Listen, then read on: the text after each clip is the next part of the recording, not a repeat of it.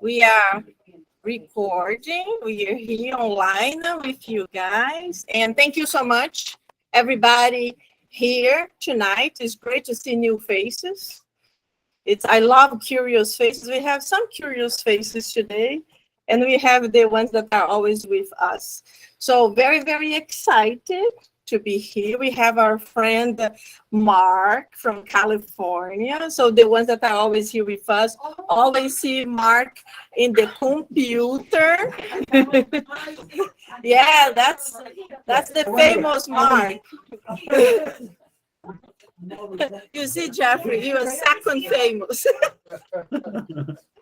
So we are happy to have Mark all the way from California here. This is really exciting. And most of you know that we are having a very big event Saturday and Sunday with the very famous medium, Divaldo Franco, this weekend. So we are all going to be going together. And just a reminder to everybody, we have to be there at 9 o'clock so we can actually sit together. And to the curious minds, if you want to know more about it, we can give you more information later on. So right now, we are just going to start once a month. We have a lecture or an event. And so this month we have Mark with us talking about forgiveness.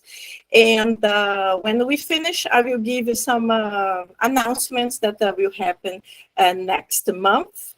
And so just now I will invite my friend Claudia just to come to do a little reading. Then she's going to do an initial prayer. And then I will introduce Mark to all of us, and he will start the speech for tonight.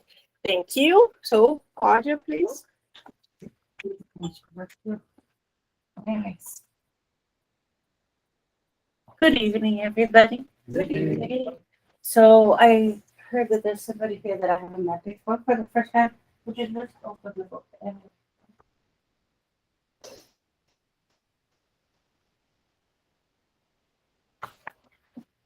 So this book is called The Happy Life. It's actually written, psychographed by Divaldo Franco by many spirits, but by the mentorship of Joanna de Angelis. And for the ones that never heard of Joanna, Joanna is very earthy. She will tell you how it is. So bear in mind, breathe, put a little bit of sugar on it when you hear words from Joanna anytime. So we're reading text 80, and it says, you could do more for humanity if you wanted to. Reach out to the fallen. Say a kind word to someone. Offer a fraternal smile to the lonely. Give a flower to a friend. Make a sad person smile. Envelop the downtrodden into tenderness. Coins of love are worth more than bank notes if offered from the heart and at the right time. No one turns away a friend or scorns a kind gesture. Strive for the honor of being one of the builders of a better world and a happier society.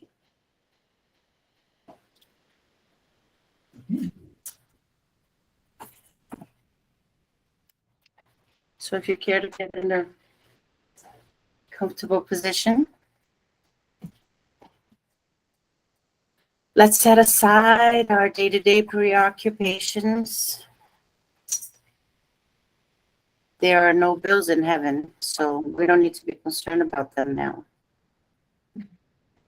Take a deep breath, and as you do it, try to clear your mind as we join our thoughts, our hearts, our feelings, and our intentions into prayer for our service today.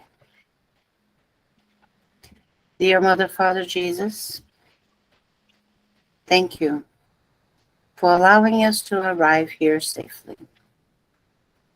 Thank you for allowing us to have our whole day's worth of work and still have enough time for praise. Thank you for allowing us to be together in the family that we're now choosing to be our spiritual family. We ask that the mentors of our work open all the channels of communication, visual, our ears, our hearts, our minds, and our souls, for the beautiful lecture that is about to be given to us. Lectures are a work of the heart. The first person always involved is the one giving it as we soul search all our words and the way we're going to explain them. So we now thank our speaker and that his mind and his words are blessed by the spirits of this group and given to us in the most loving manner possible. So be it.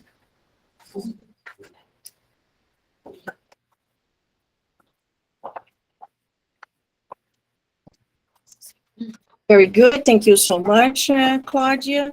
So now I'm going to introduce our friend Mark from California, the California boy. Well, before I read what Mark wrote about himself, I met Mark many years ago online in my online program, Kardec Radio. And Mark was always like smiling, so charming, really funny. And we met, this was like, was before pandemic, Mark? Yeah. It was before pandemic. But we finally met each other in Houston. And last year in Houston last year in a big spiritist event. So this is the second time we are in person. So this is great. What happened here? Okay, let me see. Technical difficulties, please. No technical difficulties today. No, it's not allowed. Okay, let's go. So Mark. So let's see what Mark said. Mark said, Mark Carlos is an American born and bred, having lived his entire life in California. Save 1 year he lived in Hawaii. Raised Catholic, Mark left the church at 16 and was dormant spiritually for almost 30 years. When he became a father at the age of 45, he discovered a power greater than himself. And life has not been the same since. Mark founded Spiritism in 2018 and joined the Bezerra de Menezes Spiritist Center in Sacramento, California, and has learned enough to realize he is exactly where he is meant to be.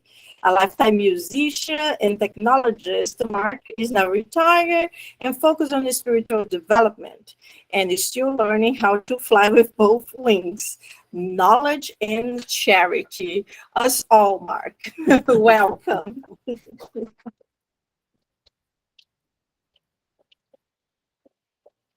Thank you, Angy. Indeed, a pleasure to be here. And as my bio says, right where I'm supposed to be. No question.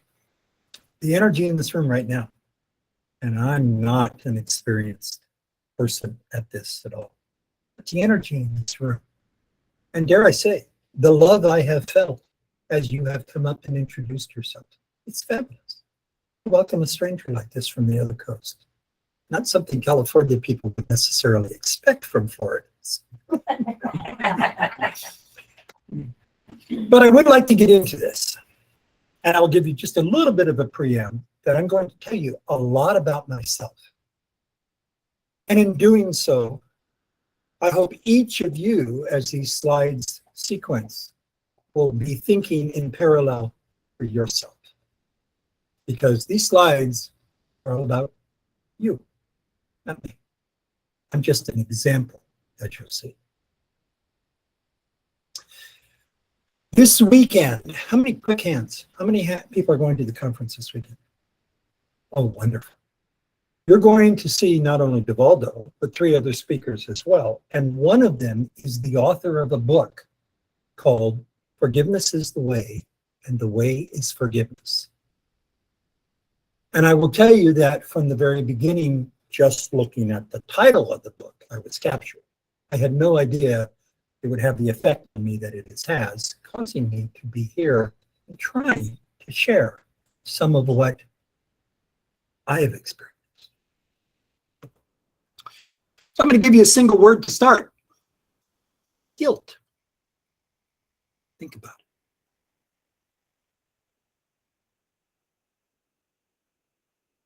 Undoubtedly, each of you has an experience in your life where there is guilt.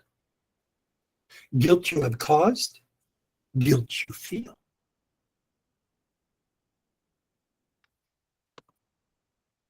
Guilt. And for a lot of people, this is a repetitive element. I'm 71 years old. I got a lot of guilt. I didn't find spiritism until I was 66. That's 66 years of habits, unspiritist as it is. That's factual, but full of stuff. In fact, and here comes you, whatever you think it means to you, whatever you have thought about, whatever you're carrying with you right now, it's in your closet of secrets. Things that only you know. Or maybe you've shared it with a therapist, or your significant other, or your child. You know what you feel. And you know that at any other time in your life, the guilt you have felt is very real. You call it back right now, don't you?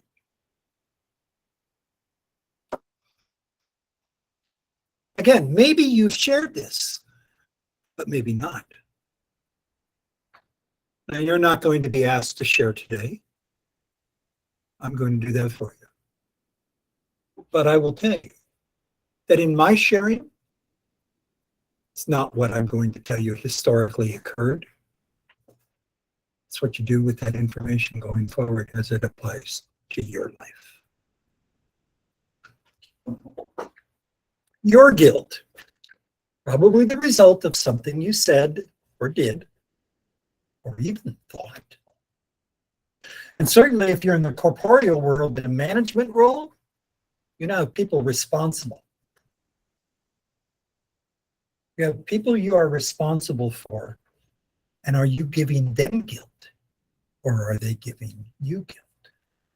Interesting thought. But here's the key. Within every single human, and certainly this is true with spiritists, we have what I call the divine barometer. Somewhere inside us is our own measuring stick. So that if I'm walking across the street and I see a man punch another man in the jaw for no reason at all and lay him out, I know instantly that's wrong. If I see children misbehaving and the mother more concerned about her image, or the father more concerned about his image, than teaching the child to control their emotions, there is profound guilt that will come later. So guilt, where does this sense of rightness and wrongness come from? Your right and wrong barometer. Keep that in mind, because that's what triggers your guilt. You know something's wrong, something's unresolved, something's not complete, and it's kicking me in the back of the head all the time. In some cases, that guilt can be an extreme sense of guilt, one that can paralyze you, one that can dramatically impact you for the rest of your years until you learn how to deal with it. So here's a story.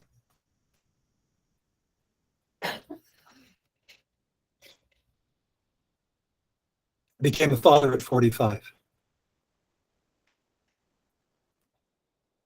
6 years later, I cheated on my wife one time. Knowing in the moment that guilt, that wrongness. 2 years later, she approached me at work because she found out. This is the mother of my sons that I waited my whole life for God to bless me with. And the only thing I could say to her is, don't use the boys against me. And she said I wouldn't dare do that. The boys need you. And so for the years since, my now ex-wife has multiple times forgiven me. I live with her and my son. My other son lives in LA. We share everything, but we're not husband and wife anymore. You don't think I felt guilt? You don't think I face guilt every time? In spite of the fact she has forgiven me and lives with me, and we are best of friends, you better believe it. But you know what? It's not kicking me in the head anymore. So pay attention to how I got through that reality. Because when it happened, the next day I'm in a pastor's office with the head and the senior and the assistant pastor of a 400-person congregation that I've been part of the leadership of this church. And he says to me, the pastor says to me, you will step down from the board of directors. You will no longer be leading worship every Sunday until you learn the impact of what you have done. Now, I can talk about formalized religions and so on, but he didn't lay that guilt on me. I was already there. All right? I was already there. Let's not mix words. That extreme sense of guilt was the same thing as though I killed somebody. I broke a commandment. I have a permanent tattoo, like a person who was in a concentration camp. I have a permanent tattoo. Cheater. Or whatever you want to call it. Now in California, I'm just one of the crowd, but that's not important, is it? In fact, in this country, I'm just one of the crowd. But that's not important, is it? Understand that guilt can destroy you mentally, emotionally, spiritually, and physically. It's like you're walking around with a sign that says, kick me, like you did in high school when somebody came along and stuck something taped onto your shirt. The world knows, and yet it doesn't know. Until I told you all, you hadn't heard this story. You didn't look at me as though that man's a cheater, cheated on his wife. You don't think that, you don't have any clue. And I've shared it. It's not about you and me. People just have no clue what guilt can do. But you know who does have a clue? Spiritists. Because our literature is full of it. And what happens when you have unresolved guilt? So let me change the tone of this presentation and now get far more positive and talk about forgiveness. Because I have been studying it. And I can tell you, this is the key. And if you're going on Sunday, take the time to get to know Almeida, the author of the book. And if you want to, start your own book study. Because it's unbelievably good, powerful. You're going to see in just a second.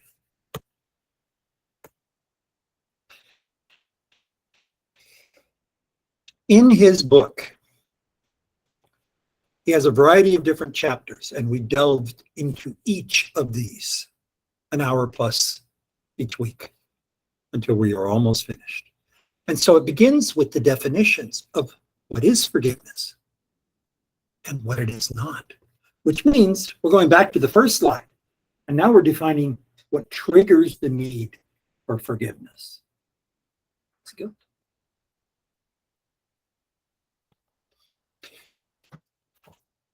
I told you there can be some pretty damaging results of unresolved guilt. If I've done something wrong to someone or to something, I feel remorse. If somebody says something to me that rankles me, upsets me, bothers me, is not in concert with my own philosophies of life, I could develop rancor against that person. And that's the key word. But both can be devastating. Remorse and rancor.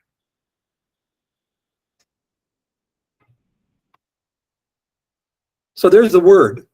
And it's a little voluminous when you start reading all the literature in Spiritism that uses that word, rancor. Stunning how many times that word pops up. What's behind the guilt feeling? So I just gave you my example. And again, I hope you have all identified something in your past that you have felt guilty about. And you're thinking about it right now. What's behind your cause of guilt? And first of all, maybe you've resolved it and maybe you haven't. So pay attention. Because there are consequences for not forgiving. Significant consequences. In fact, let me just stop for a second because I'm going to get to another bullet point here in just a second where I'll talk a little bit more about this. So, I told you, Spiritism discovered me in 2018. In 2019, I fell off a ladder, broke 9 ribs, and displaced 2 vertebrae in my back. And do you know, 6 weeks later, the doctors at UC Davis Spinal Care said they'd never seen a 70-year-old man, 68-year-old man, do what I had just done in 6 weeks. Now, I wasn't about to tell them I went to Bizarre Spiritual Healing for 3 straight weeks and laid on the table and got healed, as well as nightly care. But 6 weeks later, I'm completely healthy. Not a sign. No complications. Or so I thought. Because I still hadn't dealt with guilt and I still hadn't dealt with forgiveness. Same year, 2019. Everybody remember 2019? The year before the pandemic? 2019. I'm going to Costa Rica as a potential place to live. And as I've got all my plans in place a month from leaving, I drove myself to the hospital and checked in to ER because I was having heart pains. And I had a defective valve and blood pressure issues. And I forgot the technical term, but it's where the heartbeat is erratic. Took them 4 days to stabilize me. I was never that close to death. Not like I was when I fell off the ladder, which is another story. But I will tell you, lying in that hospital bed, in a immobile, I cannot move, brace, neck to hips. Can't get out of bed by myself. Can't go to the bathroom by myself. Can't clean myself in any way, shape, or form. I can feed myself. Pretty helpless to be this big, this independent, and not. And not. Humbling, to say the least. I've learned that's all a direct result of my guilt. I've read countless books where the spirits have made it very clear of the long impact of guilt, unresolved guilt. You better pay attention to your guilt. Because to solve it begins with the word love. Now that all means something different to each of you, just like the word guilt does. Okay? But we know that one of the wings of Spiritism is the love factor.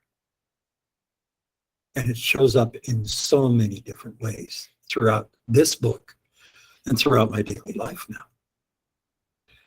Because how can I forgive someone else if I can't forgive myself? And how can I forgive myself if I can't forgive someone else? They go hand in hand. So that toxicity statement becomes really critical. One does not have to be done before the other. Some will prescribe it one way, yourself first. Does not have to be. The spirits are all over the map on that. But when you forgive another person, you are generally doing it for them. You want them to know you've forgiven them. In fact, Almeida points out something really basic here. I'm not God. God is within me. But I'm not God. It ain't my job to forgive you. You realize that? No human has to forgive you. You have to forgive yourself.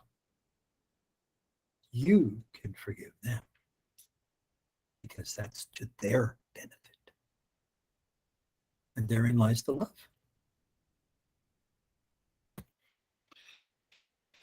All right, I told you about my body falling apart in front of me. My doctor says I'm now on a once-a-year visit. As long as I take my pills every day, as long as I have my EKG and my sonogram every year, there's no reason to be concerned about something in the future. I firmly believe part of that is because I began to rid myself of the guilt. That was a very recent prognosis from him. Otherwise, I was seeing him every 3 months.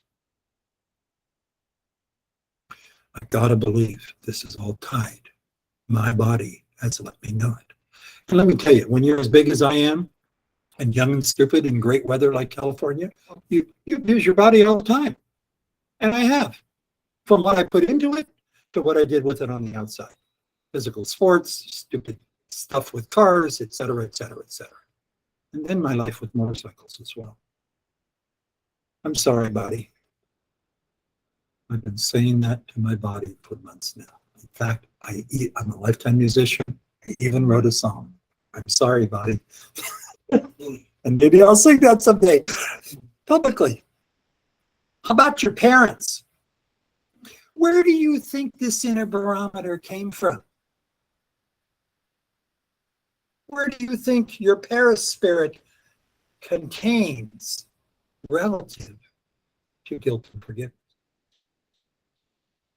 Now, each of you have had a different relationship with mom, with dad, with grandparents, with aunts and uncles, etc. Those adults, okay? But the premise here is that throughout your young life, especially after the age of 7, when the brain was kicking in,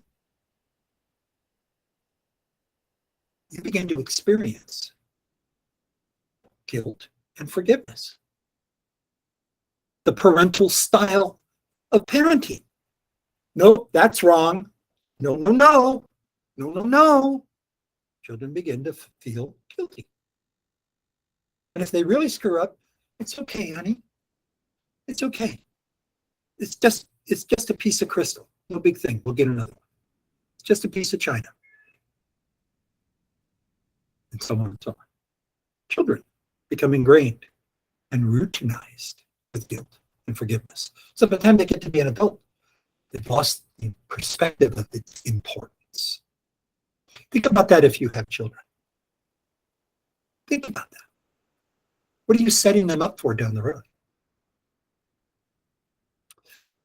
And now, in the forgiveness of children, as a parent, what do I try to do?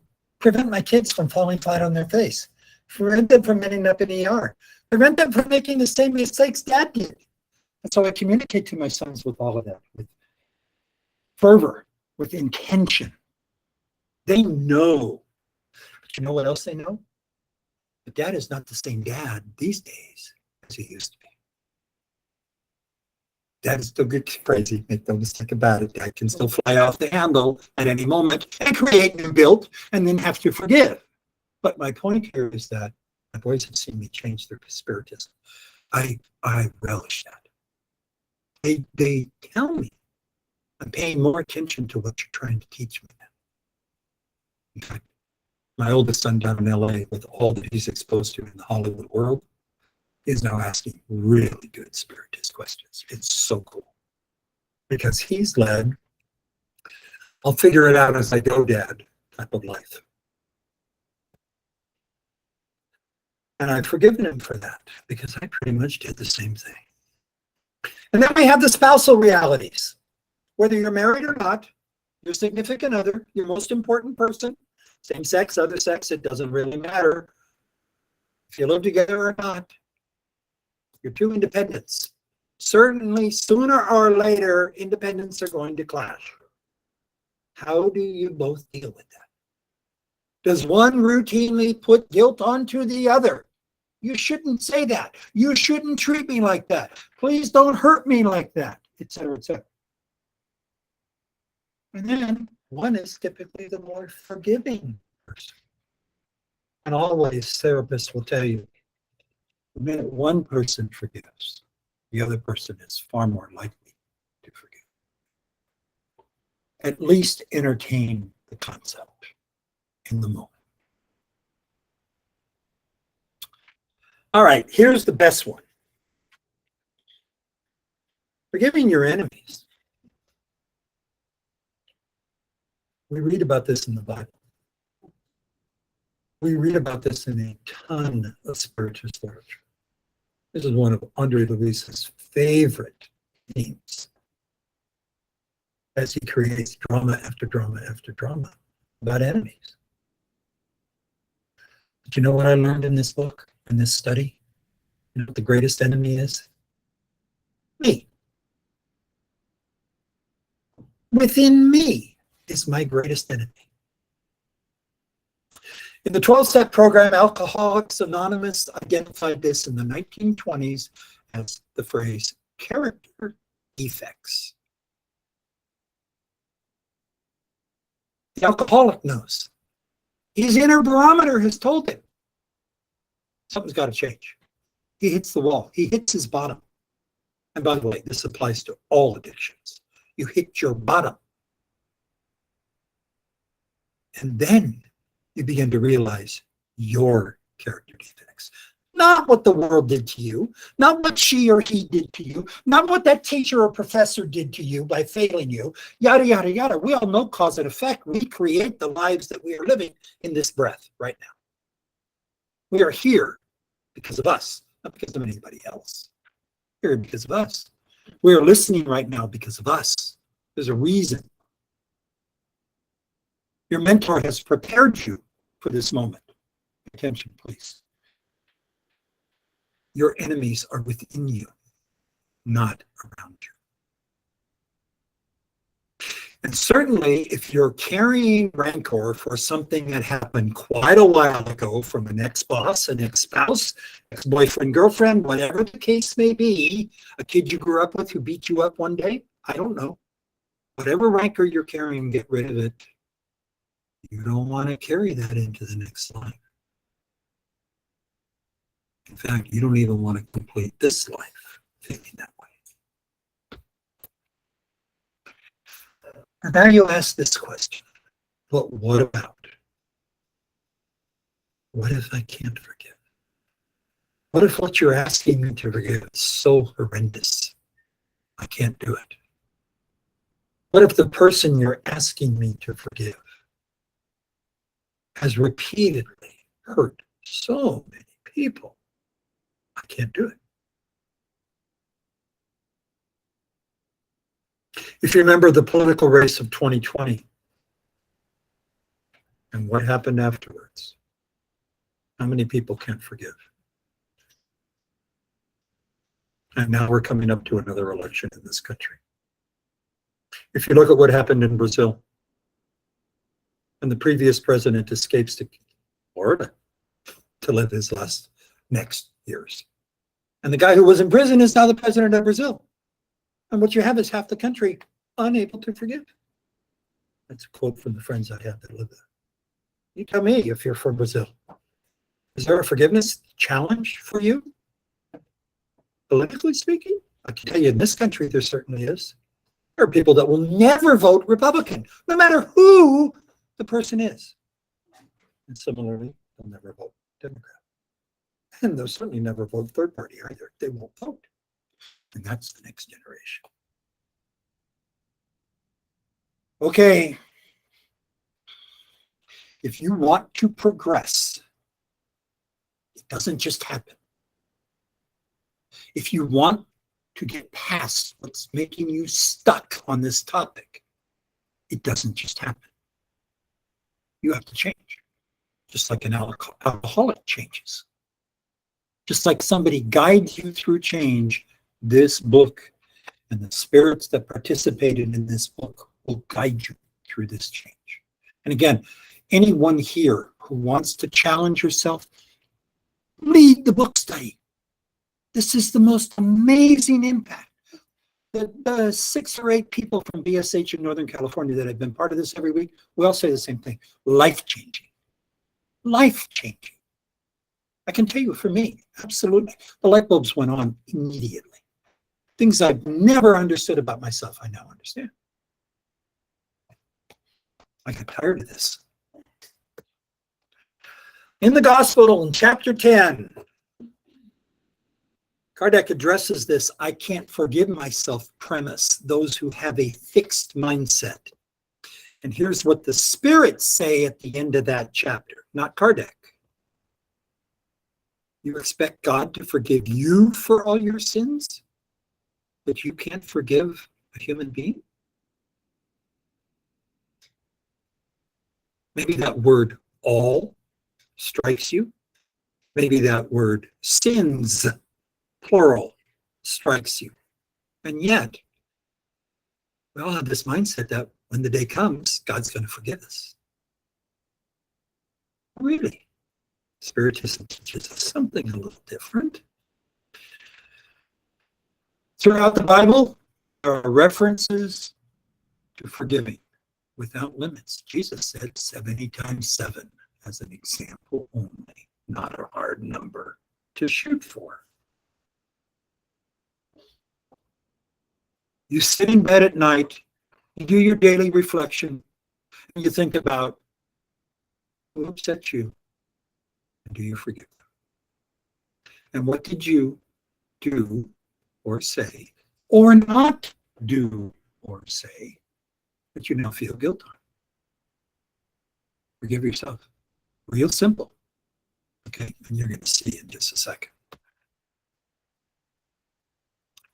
The golden rule pops up so many times in presentations and in spiritist literature. Wouldn't you want the God of endless love to never waver in forgiveness? Then why can't we do that? Because God is within us. What's in the way?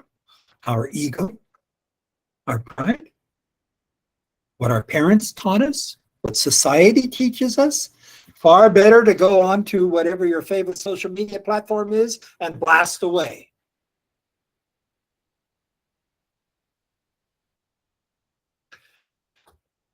Forgiving yourself is critical, especially for inaction. How many times I've been paralyzed in thought, analysis, paralysis by analysis. Just constantly going over the same scene, the same dialogue, the same argument, the same lost sale, the same dissatisfied customer who will never do business with us again. Take your pick, whatever happened. What kind of guilt do you feel? And what was your role in that guilt?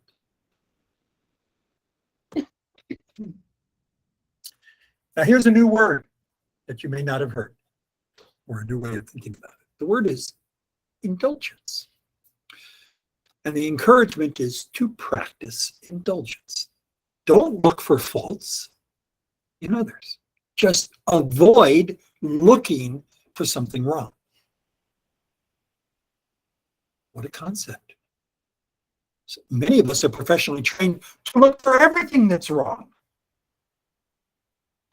But what does indulgence do? It appeals to the other. It calms the situation. It uplifts the situation in some cases. I have been in contentious dialogue recently, multiple parties, and I sat there quietly. And my silence spoke more volumes than any words I could have ever said. And certainly when you're as big as me, and you get passionate about your perspectives, first thing I do is stand up because I'm looking down on everybody practically. I feel guilty about doing that my whole life. I intimidated an awful lot of people with that kind of attitude. And the opposite of indulgence is sternness, rigidity. What does that do? The opposite. It discourages people. It keeps people away from getting on board, agreeing, being part of the team, doing things, carrying your own weight, whatever the case may be. And oftentimes it angers people and they leave the relationship, the entity, the company, whatever the case may be, because they're stuck in their own guilt forgiveness maze. If you haven't read it, read the Sermon on the Mount, and then read the Spiritist interpretations, Kardec style, of the Sermon on the Mount, where he breaks apart every bit of the sermon and breaks apart every line of the Lord's Prayer. Emmett Fox does the same thing. But in particular, in his book on the Sermon on the Mount, he talks specifically about, in this one chapter, about the phrase, forgive us our trespasses. And here's what Emmett Fox says that I haven't found in Kardec literature yet. Forgiveness of sins is the central problem of life. Now, let's just stop there for a second and think about what's going on in Russia right now, Ukraine. Think about what's happening with the civil unrest of January 6th, 2001. Or, I'm sorry, 2021.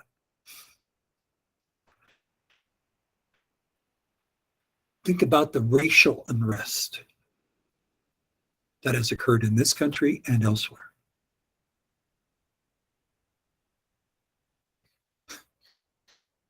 I had the blessing in the early 2000s of going on a business trip to the country of Rwanda in Africa. 2 years earlier, Rwanda experienced a genocide. 60% of the children and women were killed.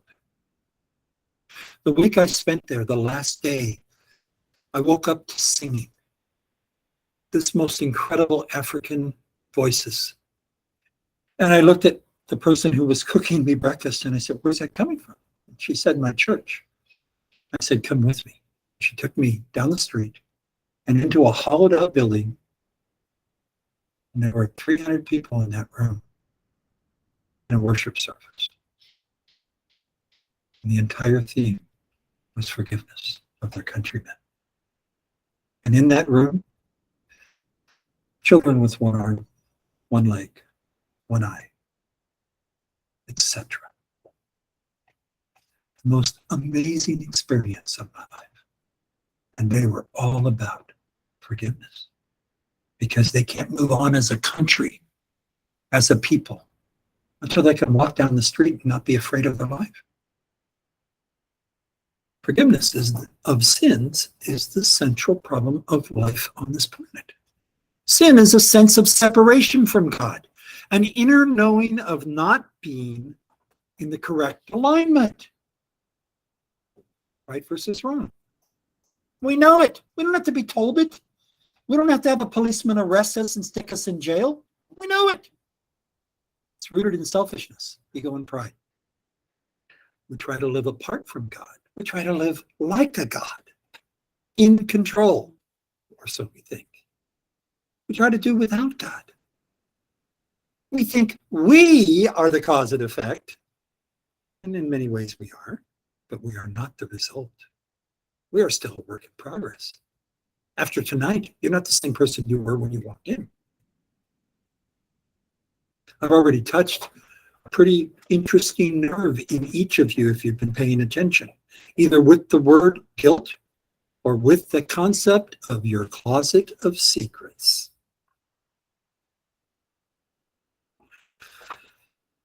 But again, remember, you've been here before in multiple lives.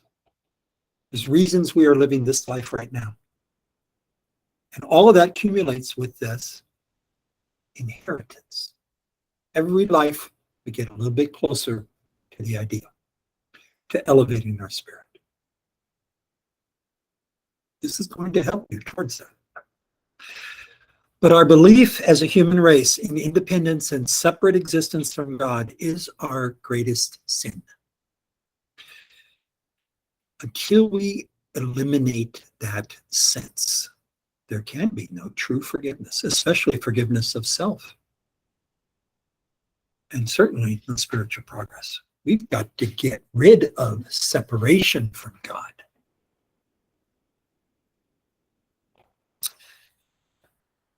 Okay, here is, oops, I forgot. To forgive, you must be willing at all times. No matter where, no matter who, no matter what, your mindset has got to be, I'm prepared to forgive. Again, you just walk out on the street, you're going to see something wrong. You're going to feel something wrong.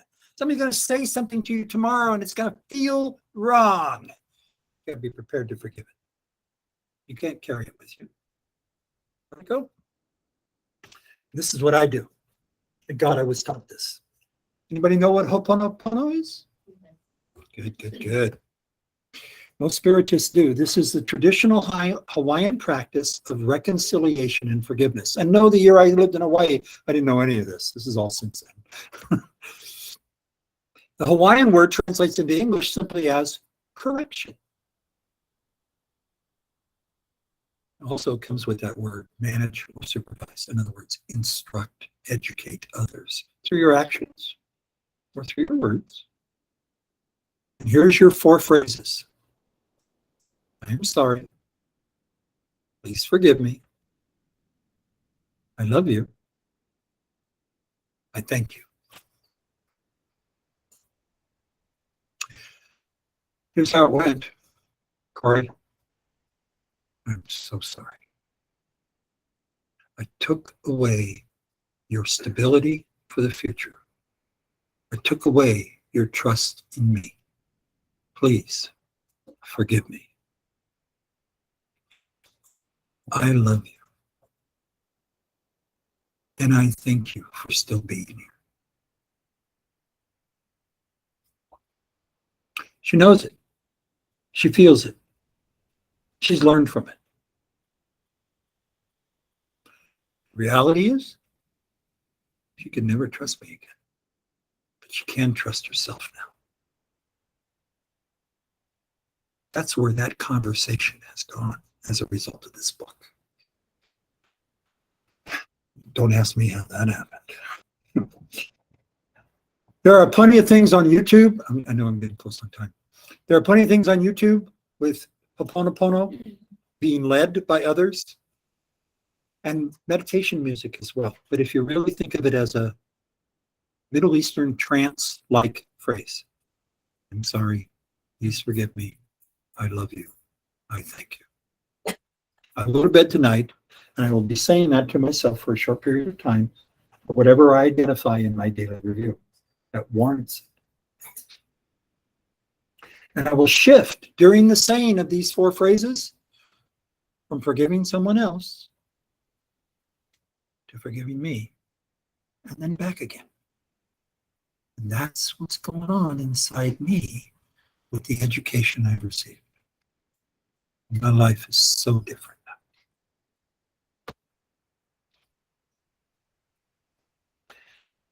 Set your own time, how long you want to do this. It's so easy.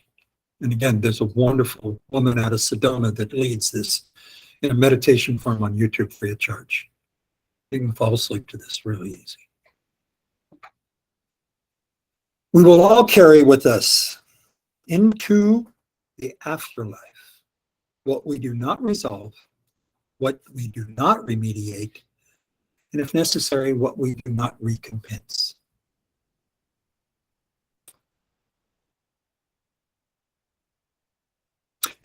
My friend I'm staying with here in this trip, and I created this before the trip to Houston. I thought I would have these shirts, and this would become a spiritist hit, right? No, I haven't done that. But I'm bringing this up because of the phrase that's above it. Okay? The meaning of my life is contained in my spirit, my perispirit. The meaning of your lives are contained in your perispirit. You don't know that now. You'll know it in the next life. You'll know it in the transformation process. Guilt is a huge part of this. It's all over the spiritist literature during the transformation. Get it right, people. Get it right while you still can. On the topic of self-forgiveness, just remember that it includes the forgiveness of the enemies, including everything that's in us. It includes the consequences of what happens when you don't forgive, when you ignore the opportunity, when you don't develop the right mindset on a constant basis. Plenty of videos on this. And what even the Spiritist Center, the Spiritist Society created a video about self-forgiveness. It's the coolest video. Check it out. And you want to know how big this topic is? Here's the non-spiritist literature currently available on Amazon about forgiveness. You don't think it's important? Far beyond spiritist importance. But certainly for those of us who know, it is definitely about spiritist importance.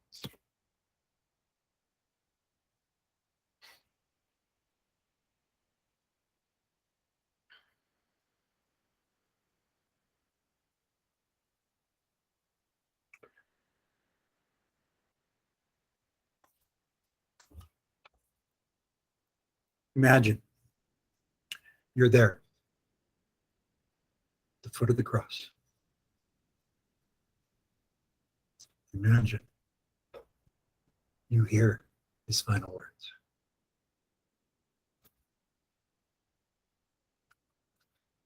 Oh, it's here. I guess, yeah. Father, forgive them. They know not what they do.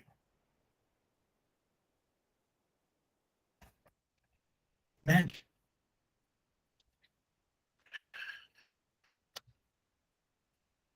Thank you, Miami. Well,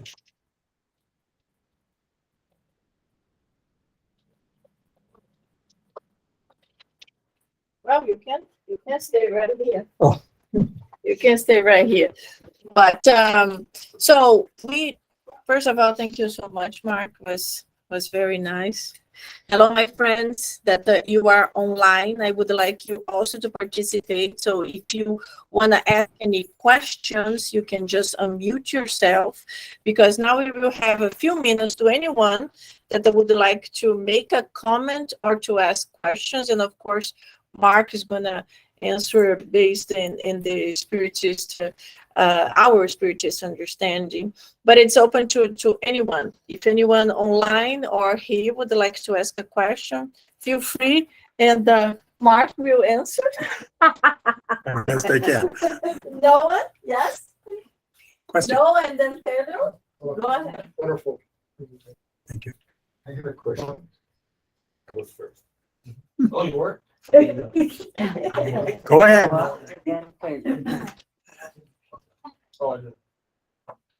You equate forgiving yourself and forgiving others as if it's the same process. And forgiving yourself, you living with guilt, which makes sense because you don't forgive yourself if you don't feel guilty. So you went through the process, and I fully agree that if you don't do that, you hurt yourself more than anybody else. But if I don't feel guilt, and I have somebody that I cannot forgive, it's a different process. I cannot equate it. The chapter, you're very right. Let me back up. The title of the book, Forgiveness is the Way, and the Way is Forgiveness. Now, that phrase, that two-statement phrase, kind of interesting, isn't it? Because one is the theory, and one is putting it into practice. Okay? And of course, the theory, as you just explained it, they're two different things. That interchange with somebody else, if they're not feeling guilty, how can you forgive them? Okay? Oh, but you can. Okay? And in the book, here's the distinction. What forgiving is not.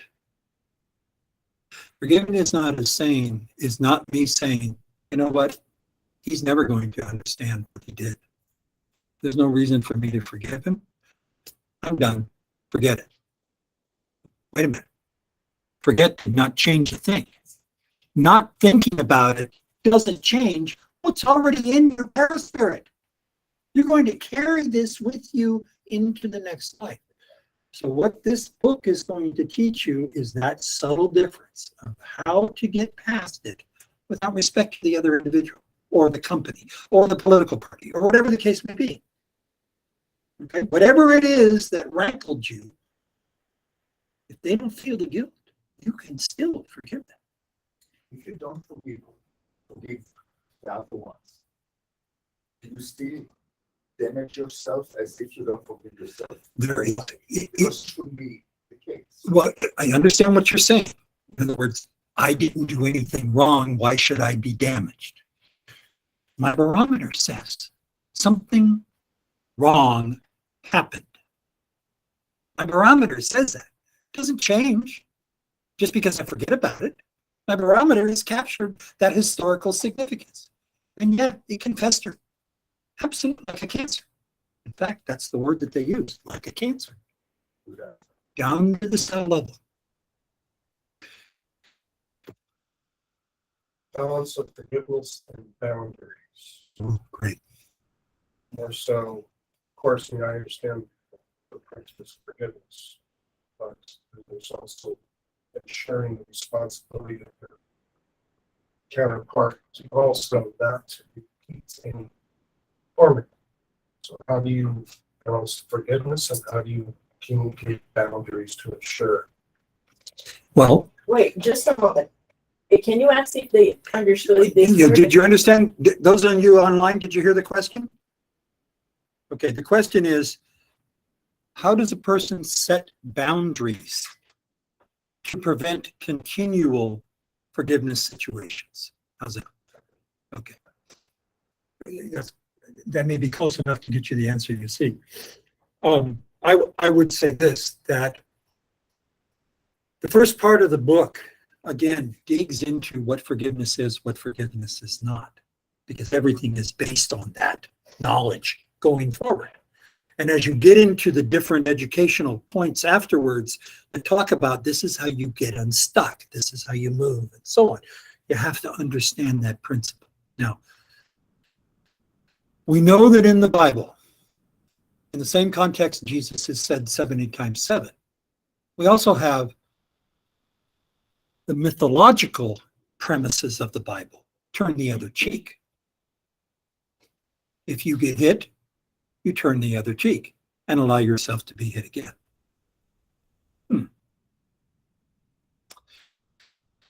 If I've been smoking cigarettes my whole life and I get cancer at 33 in one of my lungs, do you think I have the intelligence to stop smoking so I don't get cancer in my other lung? Do I have that intelligence by having gone through cancer and treatment and removal of the lung? Interesting. We know there are humans that have no concept of what has happened to them. They have no concept.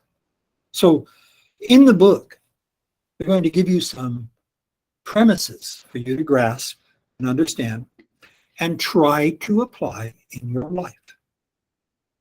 And at the very last chapter, which is actually being taught tonight, the very last chapter, I hope I get over there to watch it. The very last chapter is now what? Okay. And I did not read ahead. I purposely did not. I hope I can catch it tonight. But here's the best part. Almeida's going to be there this weekend. You know, I want him to know the book is just turned the lives of people upside down in California. And maybe now in Miami. Because it's that powerful. Okay? It's only been in English print for a year. It's brand new. It's brand new. Killer stuff. Positive stuff. Not killer. Not killer stuff, not literally. Any other questions? I just want to make a comment. I think a very important factor is time, Great point. especially if you are spiritual, spiritist. You want to forgive right away. And it's like, I'm a Christian, or especially if you're a spiritist. After a lecture like this, and many of the Valdo that we've been watching for years and years and years, something happens, and I dealt with that with the guilt of not being able to forgive because I want it done yesterday. Yeah, It happened today. I'm a spiritist. I need to forgive. So I think time is a very important factor that you have to give yourself time first to heal what's been done, and then to process that to be able to forgive. You know, but a lot of women in this audience, when I talked about cheating on my wife, what did you feel? Come on. You know, that doesn't, you don't, I forgive you. Same breath. You know, I don't care how open a marriage you have. You know, I'm sorry. That's just the point here. Every situation is different. Every human is different. If you take anything from today's lecture, please don't think of it as a lecture. Please think of this as a good friend giving you their experiences. You choose to do with it what you will. I strongly urge you to get the book. Strongly urge. But again, there's hundreds of books on this topic. You know, you can lose your life on this. But benefits are tremendous. Tremendous. Many different famous people in history, right? How about the African man 27 years in the jail in his home country until they finally let him out and he became president? And the first words publicly were about forgiveness. What about the man on the cross whose last words were about forgiveness? Come on. It's an important topic. Take it seriously. Any other questions? Any other comments? Wow, they're all forgiveness. Very good. Stop the recording. Thank you so much. So now forgiveness is very easy. Everybody's gonna get out of here forgiving everyone. You are driving the car and that car just cuts you and I forgive you. Because Mark said so.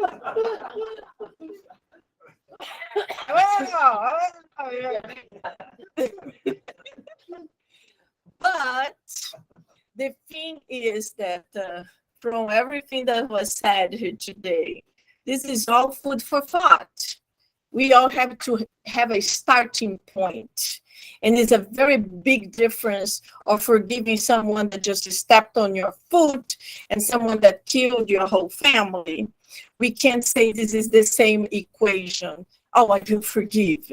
We spiritists, we Christians, or people that believe in God, understand this is important. And nowadays, science proves that if you do not forgive, if you cultivate hatred, if you cultivate anger, if you cultivate any type of negativity within you, or sometimes throwing out on others, because there is another type too, that, oh, I'm okay, but I had to, so it throws all kinds of negativity on others. This person also is cultivating this anger within our physical body, and then consequences will come in this lifetime. You don't need to go to a reincarnation process. In this lifetime, there will be consequences. If not in your physical body, with a cancer, with an ulcer, or so many other diseases that science proves it's happening, it will come with your friends or your family, because nobody can stand this type of people. People that you talk to him, how are you today? I like sucks. Oh, this, oh, that. No, I don't like that person. Oh, a person that don't have anything good to say. I know a lot of people like this. I'm sure each one of you must know someone. That person that goes out dancing. And then, how are you today? Well, right now I'm good, but oh my God, my life. And then this person's bombarding you with all kinds of negativity. And in the moment that you say, but you know, life is difficult. This person probably is not having a good day. But it's not just this person. It's that person. It's my mother. It's my son. And it's like, my God, there are people that are like this, that don't realize, because it's for them, it's so natural to be angry, to be venting. This they call venting their problems to others, that they don't realize their environment with that type of people is toxic. It's like that type of person that when you say, oh, that person's going to be there, yeah, like, oh, forgive me. I need to start forgiving, because it's very difficult. But anyway, so when we talk about the difference, I'm not giving a lecture, Mark. I'm just giving it pinpoints, because when there is a big issue to forgive, we always start thinking, oh, I can't forgive. This is impossible. Maybe it's really very hard. And I think the first way to think is that person is sick. And then when you start imagining the person is sick, it's easier for you to start the process of forgiveness, because the process of forgiveness is really a process, it's a path. You know, Mark spoke about so many things, and it is a path for us. It involves time, involves self-forgiveness, involves trying to put this person as a sick person, involves so many things, and it can take a long, long time. But we know that we have to start this process, and one day we will be able to do it. And if we are not be able to do it, it's okay. God is good, and we will come back here to deal with this situation. Maybe this enemy will be your wife. And then you have to learn how to forgive. Here's the voice from the audience. The voice from the audience said, I'm coming back as a woman, I'm having triplets, and I'm going to be cheating on continuously. Can you imagine? No, that was a nightmare. That's a tough reincarnation. Baby steps. Baby steps, very good. Baby steps. We all have to Does do not happen overnight. baby steps. As I'm very musical, you guys know, step by step. Ooh, baby. Yeah.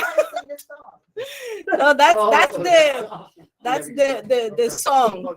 The song of forgiveness, step by step. Because if we don't start, that's the big problem. Little bit every day. My friends, no questions from you? Everything under forgiveness there? Very good. So what we are going to do right now, we are going to stop the lecture, because we're going to give you passes here. And we know there are a lot of people here that are new, and the passes is very much Reiki. Reiki is energy, is good vibrations, is positive thoughts, and there is no harm, because we can't do any harm. So it's just sending good vibrations. If anyone doesn't want to participate, please just feel free, and then you can wait outside. But the ones who want, we are going to give a general Reiki, because we have a lot of people here, and we don't have as many pass givers. So just be seated where you are, and I will invite the past givers, please stand up. And my friends, I will disconnect because we are going to give the passes here, and we're gonna have a little party, little get together. And Yvonne, I can't wait to see you soon. This is gonna be great. Forward to see you. Yeah, So am I, guys. that's great. And then Yvonne is coming here. This weekend. Take good care. Thank you, Mark. That was amazing. Really beautiful. Thank Yes. you, Jeffrey. See you all this See you soon. Bye, Sonia. Bye, Adam. See you guys soon. Thank you. Bye.